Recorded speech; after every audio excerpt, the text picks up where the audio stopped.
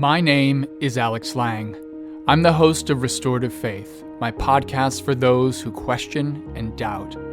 For Season 2, we've turned our focus to the topic of sexuality, and there are so many remarkable and important stories we need to tell. Some stories will move you. Her dad called her.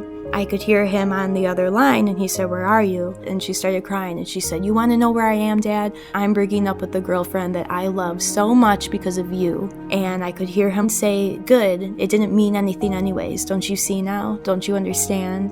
Other stories will shock you. At this point, my mother called my father and told him to come over.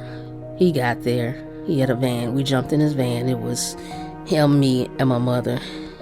I didn't know she brought her gun with her, and had I not been there, she would have shot him. And some stories will challenge your assumptions. You hear a lot of negatives about the sex industry, and I don't think some of the positives are talked about as much. It was interesting how many men I would end up getting in conversations with about finding the meaning of life. But for most people, there's an angst, and it's an angst with their lives, really.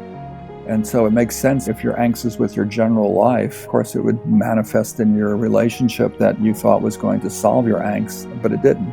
All of them will make you rethink everything you've ever known about the role of sexuality in the church. Whether it's premarital sex, marriage, divorce, adultery, rape, abortion, or homosexuality, the Christian faith has caused harm to so many people. It's time to mend those wounds.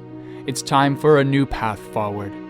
Join me as we explore the ways in which the Christian faith needs to change and adapt to speak to the sexual ethics of the 21st century. Season 2 of Restorative Faith is out now, wherever you get your podcasts.